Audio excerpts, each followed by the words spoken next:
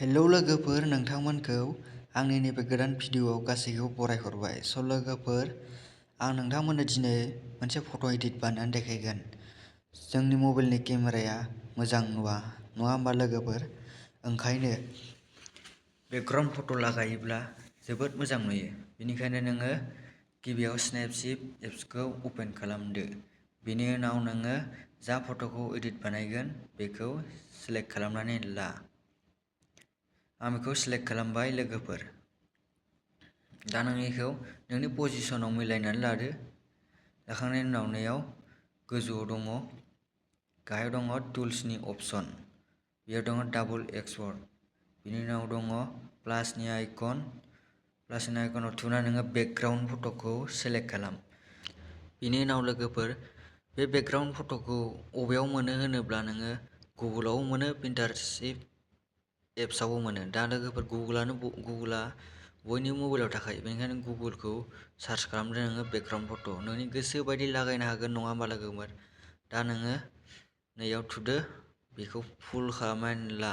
बेनि उनाव प्लासनि आइकन दङ, बेयाव थुदो। बेनिफ्राय गोजौआव दङ, बेयाव खेबसे क्लिक खालामदो। बेनि उनाव भिउ एडिट, बेनि उनाव लोगोफोर डाबल एक्सपर्ट, बेयाव क्लिक खालामदो। बेयाव दङ ब्रासनि अप्सन। दा लोगोफोर जाबाय। दा नोङो बेखौ आरामसे मिलायदो। दा आं खेबसे मिलायनोसै, नायलांदो लोगोफोर। मिलायबाय, बेखौ नै माबायदि नुयो। आरामनो फिलआप खालामजोब, जुम खालामना लानांगोन फट'खौ एसे। दा बेखौ जुम खालामनानै एडिट बानायनोसै, नङाबाथ' ड्रेसआवबो नांनो हागौ नालाय बेकग्राउन्डआ। दा बेखौ एडिट खालामलांबाय थानोसै, नायलांबाय था लोगोफोर जोबजासिम। रिजाल्टआ माबायदि ओंखारो नोंथांमोना कमेन्टआव लिरनो दाबाव। बिदिबा लोगोफोर नायलांबाय था भिडिअ'खौ।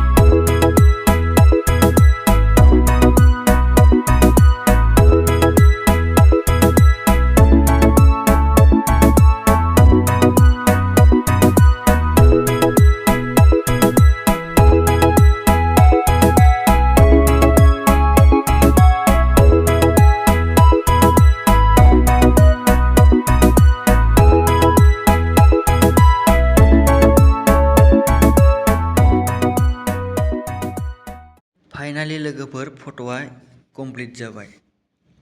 लोगोफोर, नोंथांमोनाबो बेबायदि एडिट बानायनानै नाय। जुदि नोंथांनि मबाइला केमेरानि क्वालिटिया मोजां नुवा, अब्ला बेबायदि खेबसे एडिट खालामनानै नाय।